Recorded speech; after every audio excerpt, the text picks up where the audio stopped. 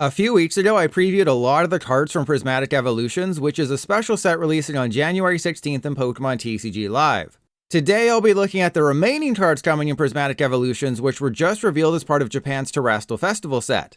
Unfortunately, while Terastal Festival has nearly 200 cards in the main set, a lot of them are reprints. So while our Prismatic Evolutions will have over 175 cards, we don't know how many of them will actually be new. What I can say is that the Prismatic Evolutions main set will have 131 cards, and the set abbreviation will be PRE. Additionally, because EVEX is listed as card number 75, and colorless Pokemon always come last in sets, that means there's going to be a ton of trainers, suggesting that all of the Professor's Research and Black Belt regional variants will be included. As a reminder, I've already looked at all the EX evolutions, so they won't be talked about here. And even if a card isn't playable or good, I'll still try to make it feel special at least for a moment before it's chucked into the bulk binder for eternity. Let's start with arguably the best card in Prismatic Evolutions, Regigigas. It's a single prize basic with 160 hit points that can one-shot Charizard EX, Dragapult EX, and every Terra Pokemon not named Tyranitar for 4 energy. Yeah, holy freaking crap, right? To make it even better, the new Regigigas has access to Heavy Baton and Glass Trumpet, meaning it's not only easy to power up, but you can loop multiple Regigigas no problem. Just keep in mind that Glass Trumpet only works if you have a Terra Pokemon in play, so you'll need to run Terapagos or Cornerstone Masked Ogerpon or Pikachu EX. Though the most likely scenario is that you put Reggie in a deck with Terapagos, Double Turbo, some basic energy, and maybe Crispin. Otherwise, you can also run the new Regigigas in the old Regigigas deck. However, you will still need to pair it with a Terra and Area Zero because there won't be enough bench space without them. But no matter which way ends up being the most consistent, this card is absolutely insane and could completely shake up the meta. But what about post-rotation? When all of the F-Block cards leave Standard in March, and Exodus that includes Double Turbo and the other Regigigas, what happens? Well, the benefit of rotation is that every V, V-Star, and V-Max Pokemon is also out of Standard, leaving EXs as our only multi-prize Pokemon. Because of that, it's almost a given that Terra Pokemon will make up a huge part of the post-rotation meta.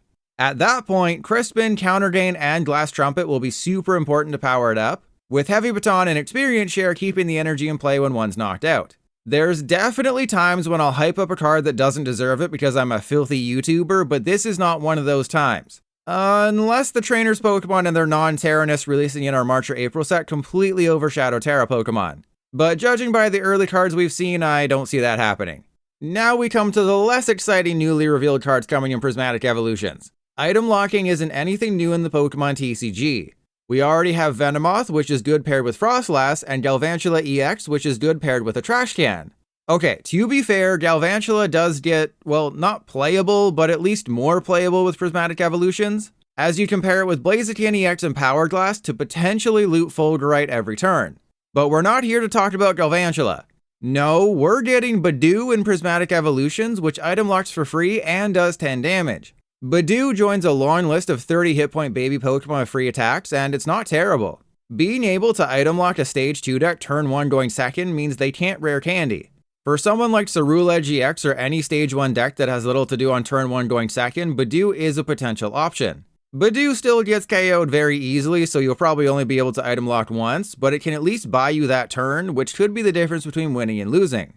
What's that? You thought we were done with Festival lead cards? Just like when we randomly got United Wings Dartrix, the Pokemon Company is giving us Seaking, another card with the Festival lead ability joining Goldeen, Swirlix, and Dipplin.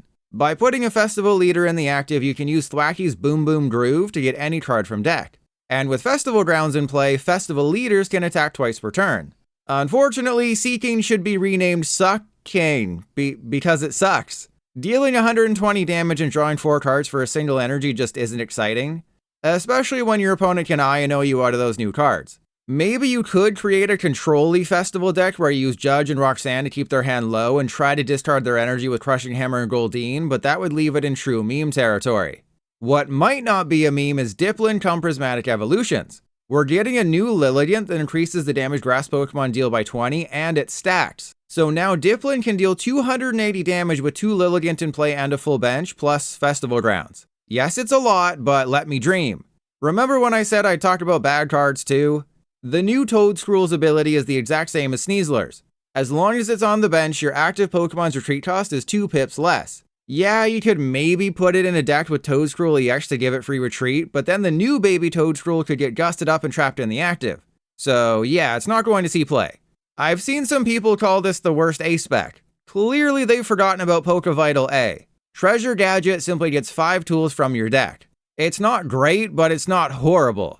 Rotom V-Star will be able to use it one last time before rotation in March, same with Pachirisu. And that's about it. The pluses for Treasure Gadget is that it's searchable with Arven and Irida. The negatives are that we already have Town Store and Toolbox to find tools, so you're wasting your A-Spec slot on something that Toolbox can literally already do if your luck is high. And Arven himself gets you a tool as well. So outside of Rotom and Pachirisu, yeah, this card is kinda useless. And when you compare it to Max Rod, the other new A-Spec in Prismatic Evolutions, there is no comparison. Max Rod is 5 Night Stretchers in 1, putting it light years ahead of Treasure Gadget. One of the tools you'll never get with Treasure Gadget is Haben Berry. I gotta say, when the Pokemon Company commits to an idea, they see it through. Unless it's V-Unions, then they make 5 and completely abandon them.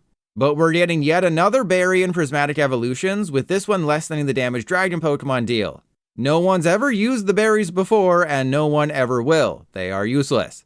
And finally, Black Belt's Practice. When rotation hits in March, the only multi-prize Pokemon will be Pokemon EX. V-Star, and VMAX will all be gone, so Black Belt might see some play. It's a simple plus 40 damage to your opponent's EX Pokemon, potentially giving you that necessary boost. Unfortunately, Kieran already exists. While Kieran may only be a plus 30, it has the added benefit of being a switch card in a pinch. So while 10 extra damage might make somewhat of a difference, Kieran is still a better card overall. What's annoying about how the Pokemon Company is announcing sets nowadays is that they don't tell us how many cards are new. So when the description for Prismatic Evolutions says there's over 175 cards, what they mean is 131 are in the main set, but a lot of them could be reprints, and around 50 of them will be full arts and secret rares. And when they say there's 6 A-Specs, what they mean is we're going to have 2 new A-Specs in Max Rod and Treasure Gadget, plus 4 reprints. Prime Catcher, Scoop Up Cyclone, Sparkling Crystal, Maximum Belt, Neutralization Zone, and Legacy Energy are all being reprinted in Japan's Terrestrial Festival, so expect 4 of those to be in Prismatic Evolutions, thus driving down the price of the cards physically. But who cares about the competitive potential of cards? Obviously, the main draw of Prismatic Evolutions will be all the secret rares. More will be revealed throughout the week on Poke Beach, but for now, we know there will be 12 Ultra Rare Supporters, 32 Special Illustration Rare Pokemon EX and Supporter cards, and 5 Hyper Rare Gold Etched Pokemon EX cards. You can see some of the best arts on screen right now, with Iron Hands being a lot rounder than I thought it'd be. When Prismatic Evolutions launches on January 16th in Pokemon TCG Live, there will be a new Battle Pass. We won't know the 2 new free decks until a week before release, but I think it's safe to say that they'll feature at least 2 of the Evolutions. How impactful do you think Regigigas will be on the meta? Let everyone know in the comments.